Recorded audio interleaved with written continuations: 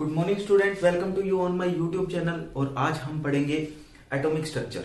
तो atomic structure में हम लोग बोर मॉडल के बाद वाला जो मॉडल है वो था क्वांटम मैकेनिकल मॉडल। ठीक है, वो पढ़ेंगे हम लोग, क्वांटम यांत्रिकी मॉडल पढ़ेंगे। तो हम बात करते हैं, देखो एटॉमिक स्ट्रक्चर, और इसमें बोर मॉडल की कमियों को दूर करने के लिए क्वांटम मैकेनिकल मॉडल जो है वो दिया गया। और इस मॉडल के अंदर दो महत्वपूर्ण सिद्धांत जो है वो आते हैं। ठीक है, एक आता है द्रव्य की द्वितीय प्रकृति। द्रव्य की द्वितीय प्रकृति का मतलब है कि ड्यूल नेचर ऑफ मैटर। ठीक है, ये डी ब्रोगली ने दिया था, लुइस डी ब्रोगली फ्रांसीसी वैज्ञानिक थे। ठीक है, और दूसरा है हाइजेनबर्ग का अनिश्चितता का सिद्धांत, अनसर्टेनिटी प्रिंसिपल ऑफ हाइजेनबर्ग। हम बात करेंगे, देखो क्वांटम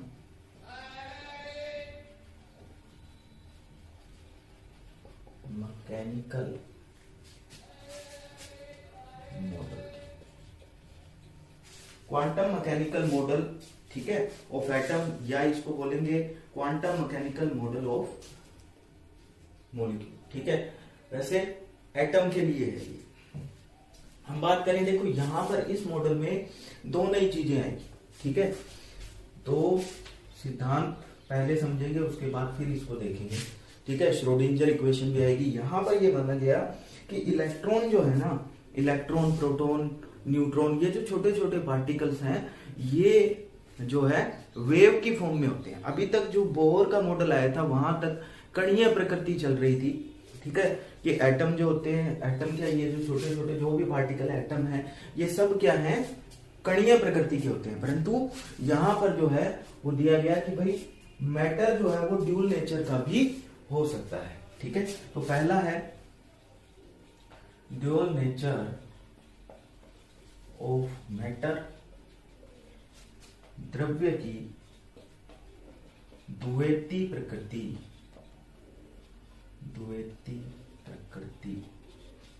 द्रव्य की द्वैती प्रकृति।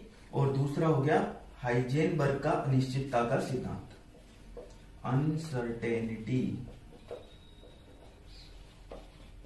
प्रिंसिपल ऑफ हाइजेनबर्ग, हाइजेनबर्ग का अनिश्चितता का सिद्धांत।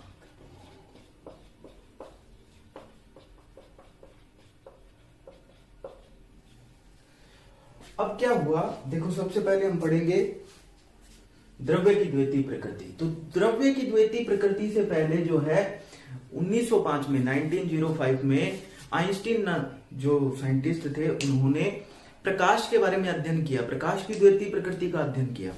और उन्होंने कहा कि भाई प्रकाश जो है ना, उसकी कुछ घटनाएं तो हम लोग किसके द्वारा समझा सकते हैं, उसकी कुछ घटनाएं तो हम लोग कणीय प्रकृति के द्वारा समझा सकते हैं, और कुछ घटनाएं जो है वो तरंगीय प्रकृति के द्वारा समझा सकते हैं। ठीक है, मतलब हम लोग बात करें द्रव्य की द्वैती प्रकृति में कुछ घटनाएं जैसे व्यतिकरण, विवर्तन, ठीक है, रिफ्लेक्शन, रिफ्रैक्शन, या फिर हम लोग बात करें डिफरेंशिएशन, ये सारी चीजें जो है वो हम लोग उसकी तरंगीय प्रकृति से दर्शा सकते हैं। प्रकाश की बात कर रहा हूं मैं, तरंगीय प्रकृति से दर्शा सकते हैं। जबकि प्रकाश विद्युत प्रभाव, फोटो इलेक्ट्रिक इफेक्ट या ब्लैक बॉडी इफेक्ट, ठीक है, फोटो इलेक्ट्रिक इफेक्ट या black body effect, black body मतलब कृष्णिका प्रभाव,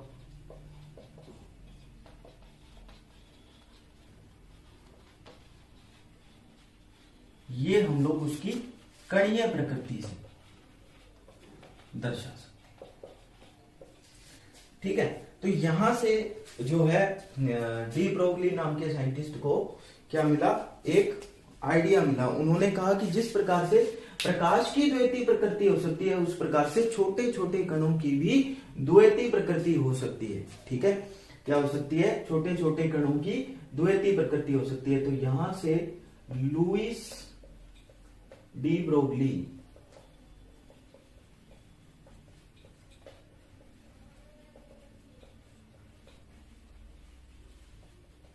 नाम के साइंटिस्ट को ने ये सुझाव दिया कि जो छोटे छोटे कण होते हैं उनके अंदर भी द्वैतीय प्रकृति पाई जा सकती है, ड्यूल नेचर हो सकता है। और उन्होंने आइंस्टीन और प्लांक दोनों की थ्योरीज को आपस में मिला दिया। अब आइंस्टीन ने उस टाइम जो है वो हमें दिया था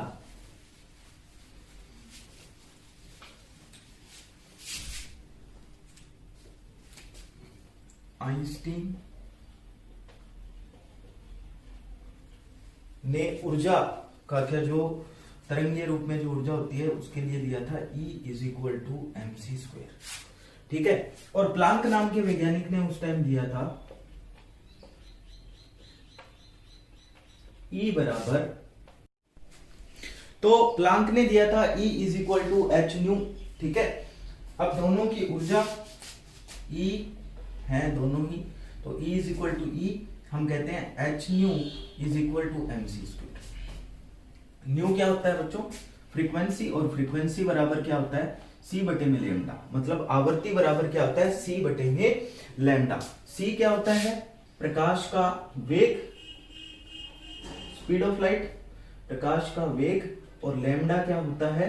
तरंग दैर्ध्य, तरंग दैर्ध्य मतलब वेवलेंथ। ठीक है, तो h बराबर c बटे में लैम्डा करने पर mc²। अब चाहे तो आप इसको यहां ले जाएं। ठीक है, तो क्या हो जाएगा? 1/λ=mc² बटे hc। c से एक c कट गया, हमारा 1/λ=mc/h। अब मुझे तो लैम्डा निकालना है, तो मैं क्या करूंगा? λ=h/, तो ये लैम्डा का तरंग दैर्ध्य का एक सूत्र निकल के आया, पर ये किसके लिए है? प्रकाश के लिए। ठीक है, इसमें डी ब्रोगली ने सुधार किया, और सुधार करके उसमें प्रकाश के वेग की जगह द्रव्य का वेग जो है वो ऐड कर दिया। ठीक है, द्रव्य का वेग क्या होता है? v। क्या होता है? v। तो यहां पर से इसने फॉर्मूला निकाला λ=h/mv। और बच्चों mv क्या होता है? p बराबर होता है mv। p क्या है? संवेग। p क्या है? संवेग, मोमेंटम। ठीक है, संवेग बराबर मास गुणा वेग, मतलब द्रव्यमान गुणा वेग। तो ये निकल के आएगा यहाँ पे। ठीक है, अब हम बात करते हैं, देखो P=mv। ठीक है, तो यहां पर मैं क्या लिख सकता हूं? इसके अलावा मैं यहां पे लिख सकता हूं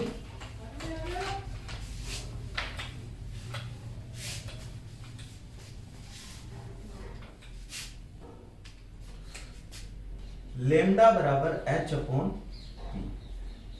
ये निकल के आ गया, लैम्डा बराबर h/p। अब हम लोग अगर इसकी बात करें, यहां से एक नई चीज आई है निकल के, और वो नई चीज क्या है? वो होती है द्रव्य तरंग। क्या आई है? मैटर वेव, द्रव्य तरंग की संकल्पना आती है। इन्होंने कहा कि भैया देखो, मैटर जो है वो अगर वेव के फॉर्म में चलेगा तो वो मैटर वेव कहलाएगा। क्या कहलाएगा? मैटर वेव कहलाएगा। ठीक है, तो द्रव्य तरंग की संकल्पना आ गई यहां से। इससे पहले हम लोग सिर्फ क्या जानते थे? विद्युत चुंबकीय तरंगों के बारे में जानते थे। किसके बारे में? विद्युत चुंबकीय तरंगे, जिसके अंदर विद्युतीय क्षेत्र और चुंबकीय क्षेत्र, मतलब मैग्नेटिक फील्ड और जो है इलेक्ट्रिक फील्ड, दोनों एक दूसरे के परपेंडिकुलर चलते रहते हैं। ठीक है, तो यहां पर एक नई चीज आ गई, मैटर वेव्स। अब इन मैटर वेव्स की क्वालिटी के बारे में अगर हम लोग बात करें, तो मैटर वेव्स जो होती है ना, वो उनकी सबसे बड़ी क्वालिटी तो ये होती है कि वो, उनको माध्यम की आवश्यकता होती है चलने के लिए। किसकी आवश्यकता होती है? माध्यम की आवश्यकता होती है। उनको मीडियम चाहिए। ठीक है, और जो हमारी जो विद्युत चुंबकीय तरंगें हैं उनको माध्यम की आवश्यकता नहीं होती है, वो बिना माध्यम के भी चल सकती है, तो इनको माध्यम की आवश्यकता होती है। ठीक है, नेक्स्ट हम बात करें, देखो यहां पे अगर हम लोग विद्युत चुंबकीय तरंग और द्रव्य तरंगों के बीच में अगर डिफरेंशिएशन करना चाहें, अंतर करना चाहें, तो क्या डिफरेंस कर सकते हैं हम लोग, देखिए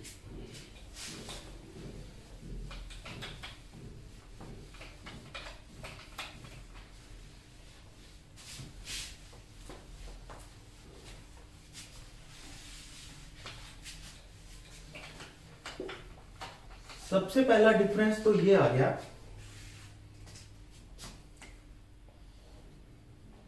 कि भाई विद्युत चुंबकीय तरंगे इलेक्ट्रोमैग्नेटिक वेव्स और द्रव्य तरंगे मैटर वेव्स।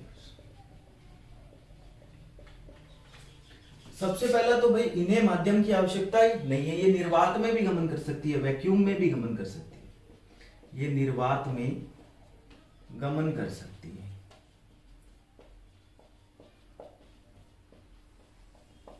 ठीक है, मतलब वैक्यूम में जा सकती हैं। ठीक है, जबकि हम यहां पर बात करें तो इनको क्या है, माध्यम की आवश्यकता पड़ती है, माध्यम की आवश्यकता होती है, माध्यम की आवश्यकता, मतलब ये मीडियम में ही चलेंगी, निर्वात में वैक्यूम में गमन नहीं करेंगी।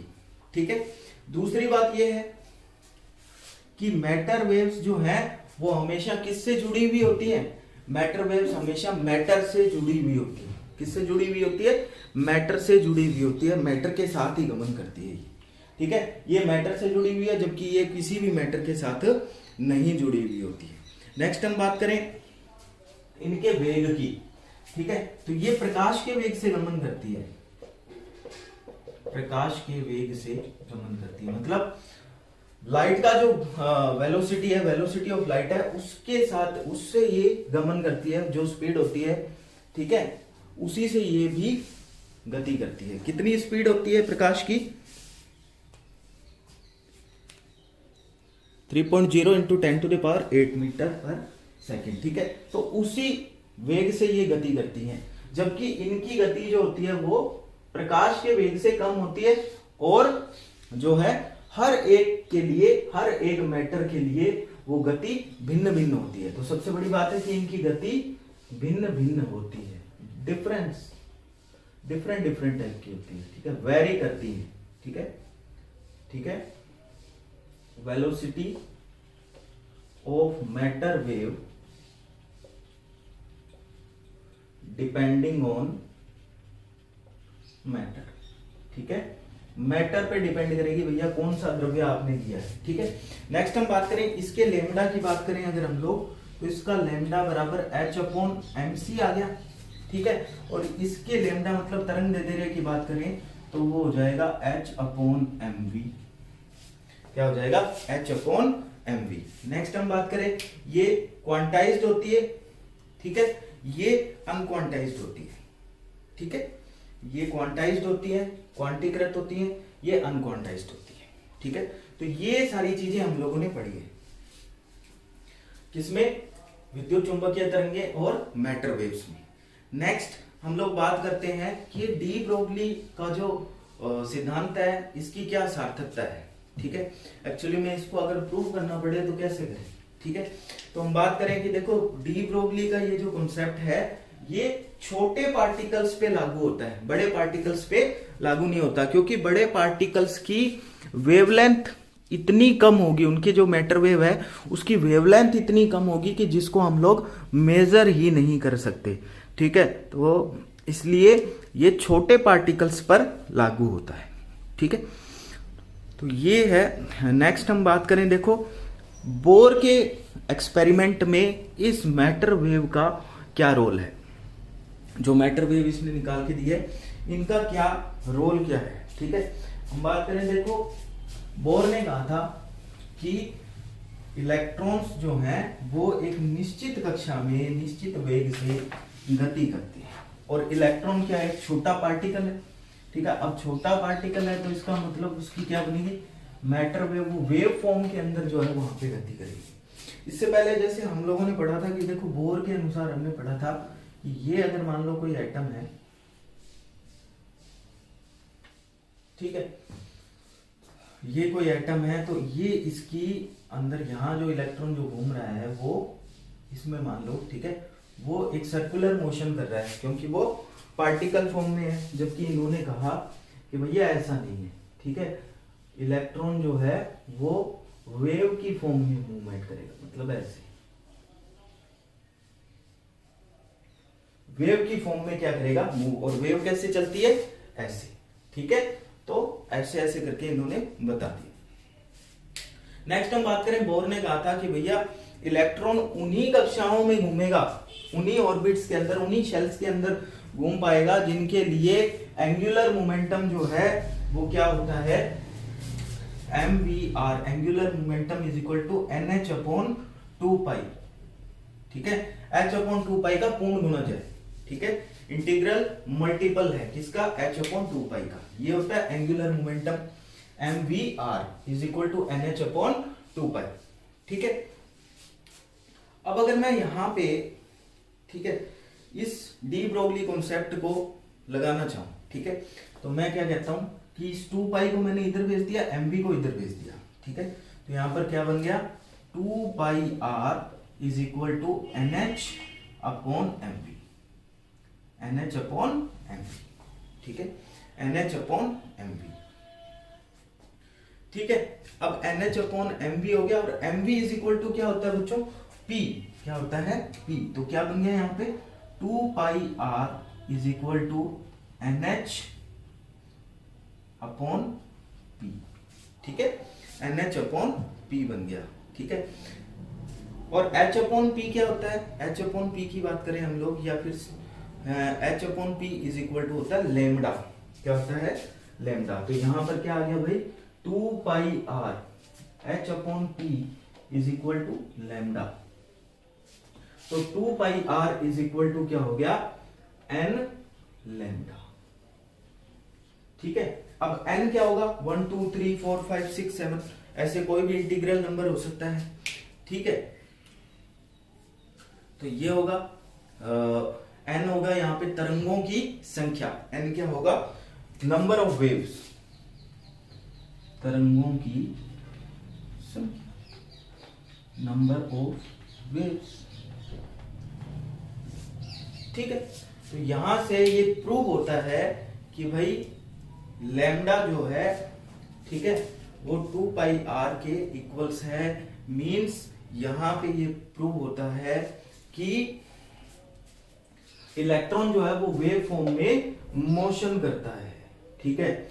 mvr is equal to nh upon 2 pi जिनके लिए, ठीक है, उन ऑर्बिटल्स के अंदर, ऑर्बिट्स के अंदर जो है वो मूव करेगा इलेक्ट्रॉन, ठीक है। नेक्स्ट हम बात करें, देखो इसके बाद हमारा आता है हाइजेनबर्ग का अनसर्टेनिटी मॉडल। तो अनसर्टेनिटी प्रिंसिपल ऑफ हाइजेनबर्ग की बात करते हैं। हाइजेनबर्ग का अनिश्चितता का सिद्धांत। हाइजेनबर्ग ने कोशिश की कि कण की स्थिति, किसी भी कण की स्थिति और संवेग को निश्चितता से मापा जाए, परंतु उन्होंने ये देखा कि कण की स्थिति और संवेग को एक साथ निश्चितता से नहीं मापा जा सकता। तो उन्होंने एक सिद्धांत दिया कि कण की स्थिति डेल्टा एक्स तथा संवेग में अनिश्चितता डेल्टा पी। डेल्टा पी संवेग है और संवेग बराबर क्या होता है, m इंटू डेल्टा वी। अब यहाँ पे डेल्टा क्यों नहीं आया, क्योंकि मास जो है वो चेंज नहीं होता पार्टिकल का, ठीक है। तो इसलिए m इंटू डेल्टा वी का गुणनफल हमेशा स्थिर रहता है। क्या रहता है, स्थिर, मतलब कांस्टेंट रहता है। और h अपॉन 4 पाई के या तो वो बराबर होगा या उससे अधिक होता है। इंग्लिश में बात करें तो हम कहते हैं the product of the uncertainty of the position delta X and the uncertainty in the momentum delta P is equal to m into delta V is always constant and is equal to और greater than h/4 देखिए इन दोनों बातों को मिला के मैंने यहां पर लिख दिया है delta x into delta p is greater than और इक्वल्स टू h/4 यहां पर डेल्टा x क्या है, डेल्टा x है कण की स्थिति में अनिश्चितता, uncertainty in the position of particle, और डेल्टा p क्या है, कण के संवेग में अनिश्चितता, uncertainty in the momentum of particle. ठीक है, अब p इज इक्वल टू क्या होता है m इंटू डेल्टा v, तो p की वैल्यू हम लोगों ने लिख दी। ठीक है, p is equal to m into delta v, तो ये लिख दिया हम लोगों ने। ठीक है, इज इक्वल्स टू या ग्रेटर देन h/4 के। अगर मुझे डेल्टा v निकालना है सिर्फ, तो मैं क्या करूंगा, इन दोनों को इसके डिवाइड में भेज दूंगा। ऐसी कंडीशन में मैं इनको इक्वल्स टू, जब मुझे न्यूमेरिकल करने होते हैं ना इसके ऊपर, तो मैं क्या करता हूँ, इनको इक्वल्स टू ही लेता हूँ। ठीक है, ग्रेटर देन वाला साइन नहीं लेता। ठीक है, तो ये दो प्रिंसिपल की। इसके बाद आती है श्रोडिंजर की इक्वेशन।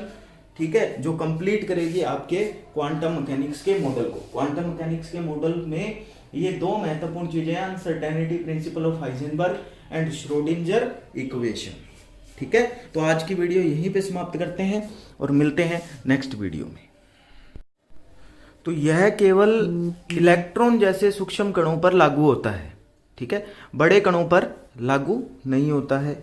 ठीक है, तो ये चीज हमें ध्यान रखनी है इस प्रिंसिपल की।